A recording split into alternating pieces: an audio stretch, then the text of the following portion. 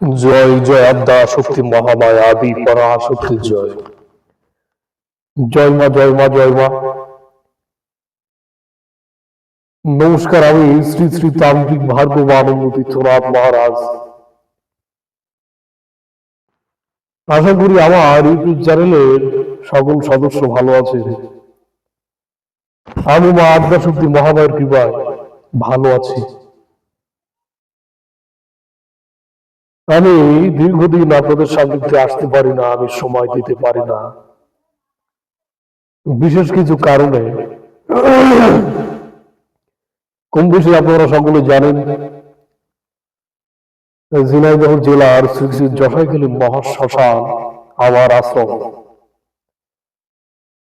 আমার আশ্রমে মহানামযজ্ঞ অনুষ্ঠিত হওয়ার কারণে বিশেষভাবে ব্যস্ত ছিলাম, যার কারণে আপনাদের সান্নিধ্যে আমি সময় দিতে পারি না। আজকে আপনাদের সান্নিধ্যে আমি আবারও হাজির হয়েছি নতুন কিছু নিয়ে। আশা করি সকলে যারা আমাকে ভালোবাসেন তারা খুশি হয়েছেন আমার উপস্থিতির কারণে। আমি আজকে যে প্রসঙ্গে আলোচনা করব তা আপনারা কেউ পরিকল্পনা করতে পারছেন না, বা আপনারা ভাবতে পারছেন না যে আমি আজকে কোন প্রসঙ্গে আলোচনা করব বা কোন বিদ্যাটি আপনাদেরকে আমি দান করব। এই পর্যন্ত আমি মনে করি সোশ্যাল মিডিয়াতে এই ধরনের বিদ্যা কেউ আপলোড করে নাই। এই সমস্ত অতি দুর্লভ জিনিস সচরাচর মানুষের কাছে নাই। আমি যে বিদ্যাটি প্রসঙ্গে আজকে আপনাদের সান্নিধ্যে দান করব, এটা খুবই প্রভাবশালী, খুবই চমৎকার একটি জিনিস। বর্তমান সময়ে 99% মানুষের কাজে লাগবে এই বিদ্যাটি। তো বিদ্যা প্রসঙ্গে চলে যায়, শর্টে আমি বিদ্যাটি আপনাদের সামনে উপস্থাপনা করব, দীর্ঘ সময় অতিবাহিত করব না। তো যারা এই বিদ্যা প্রসঙ্গে জানতে চান তারা অবশ্যই প্রথম থেকে শেষ পর্যন্ত ভিডিওটি দেখতে থাকুন। যদি টেনে দেখতে থাকেন তবে কিছুই বুঝতে পারবেন না, কিছু শিখতে পারবেন না। আজকে আপনাদের সান্নিধ্যে যে বিদ্যাটি দান করব সেটি হচ্ছে স্বপ্নের মাঝে মনের মানুষকে নিজের মনের কথা প্রকাশ করার একটি বিদ্যা। দেখা যাচ্ছে একটি মেয়েকে আপনি ভালোবাসেন, সেই মেয়েটির সাথে কথাবার্তা বলছে, মেয়েটি আপনাকে চেনে, আপনি তাকে চেনেন, বন্ধুত্ব সম্পর্ক আছে, বা দেখা যাচ্ছে যে আপনি তার সাথে কথা বলতে পারেন না, আপনার আশপাশেই থাকে, আপনি লজ্জাতে তার সামনে যে আপনার মনের অনুভূতির কথা বলতে পারেন না, বা আপনি যে তাকে ভালোবাসেন সেই কথা আপনি তাকে মুখ ফুটে বলতে পারেন না। তবে এই ধরনের যদি সমস্যায় পড়ে থাকেন তবে এই ক্রিয়াটি করুন। এই ক্রিয়া করলে কি হবে? স্বপ্নের মাধ্যমে আপনার মনের কথা ওই রমণীকে আপনি জানাতে পারবেন, এবং স্বপ্নের মাধ্যমে আপনি তাকে বশীভূত করতে পারবেন। এটা মুখের কথা নয়। প্রয়োগ করুন, প্রয়োগ করলে বুঝতে পারবেন, তখন আমাকে জানাবেন যে গুরুজি কাজ হয়েছে। সঠিক রীতি মেনে যদি বিদ্যাটি দিয়ে কাজ করতে পারেন, আমি বলছি অবশ্যই কাজ হবে। তো বিদ্যা প্রসঙ্গে চলে যায়, কিভাবে আপনার ভালোবাসার মানুষটিকে আপনার মনের কথা তাকে আপনি স্বপ্নের মাধ্যমে জানাবেন, বা ঘুমের ঘরে সে আপনার জন্য পাগল হয়ে যাবে। যখন আপনি ক্রিয়াটি করবেন, ক্রিয়াটি যখন আপনার শেষ হবে, তখন ওই রমণী যখন ঘুমাতে যাবে, ঘুম থেকে ওঠার পর ঘুমিয়ে তো আপনার স্বপ্ন দেখবে যে আপনি তাকে ভালোবাসার আপনার মনের ভাষা আপনি তাকে জানাচ্ছেন, এবং ঘুম থেকে ওঠার পর সে অস্থির হয়ে যাবে যে স্বপ্নে যে ব্যক্তিটি এসেছিল তার জন্য আমার ভিতরে অন্য একটি মায়া কাজ করছে। সে আপনার জন্য পাগল হয়ে যাবে। আপনাকে যতক্ষণ দেখতে না পাবে ততক্ষণ পর্যন্ত তার ভিতরে একটা অস্থিরতা কাজ করবে। খুবই প্রভাবশালী একটি বিদ্যা। তো এই বিদ্যাটি সকলে প্রয়োগ করতে পারেন। শুধুমাত্র রমণীর উপর প্রয়োগ করতে হবে। একটা পুরুষ একটা রমণীর জন্য করতে পারে। যদি কোনো রমণী কোনো পুরুষের উপর কাজ করে তবে হবে না। এটা শুধুমাত্র কোনো পুরুষ কোনো রমণীর জন্য করতে পারবে, তবেই কাজ হবে। তো বিদ্যা প্রসঙ্গে চলে যায়। সর্বপ্রথম আমি নিয়মটা বলবো। নিয়মটি বলার পর তারপরে ছোট্ট একটি মন্ত্র আছে, মন্ত্র বলে দেবো। যারা কাজ করতে চান তারা খাতায় লিখে রাখবেন। যেভাবে নিয়ম কানুন বলছি সম্পূর্ণ নিয়ম কানুন বিধি মেনে কাজ করুন, কাজ জয়লাভ করতে পারবেন। তো নিয়ম কি বলছে? রাতে ঘুমানোর আগে পবিত্র হয়ে বিছানায় বসতে হবে।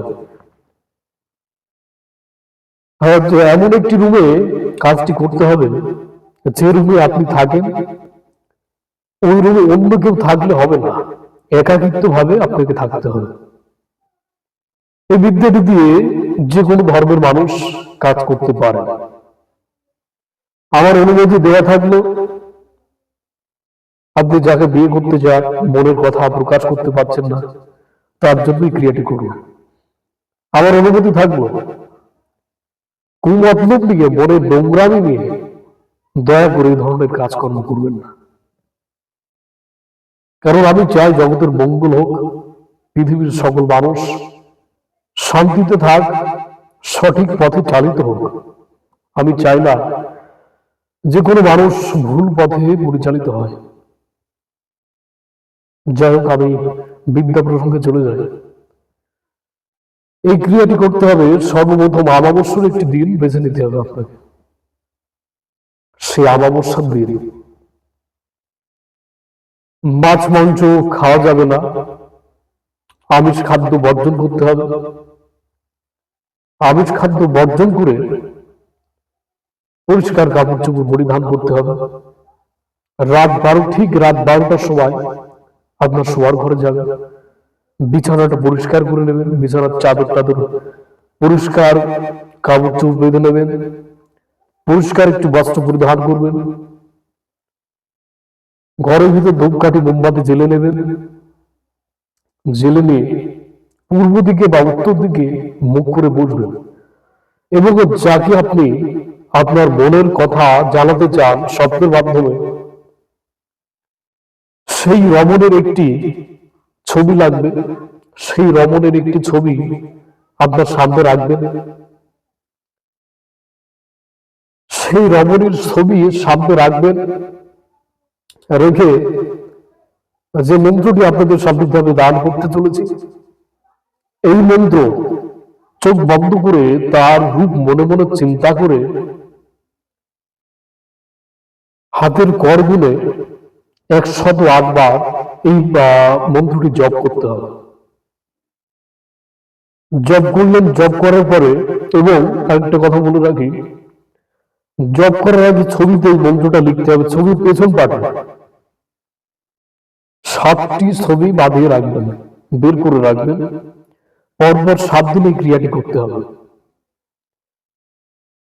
ঠিক রাত 12টার পর ক্রিয়াতে বসতে হবে। কাজ শেষ করলেন, কাজ শেষ করার পর কি করবেন? যে ছবিটি, রমণীর ছবিটি আগুনে জ্বালিয়ে দেবেন।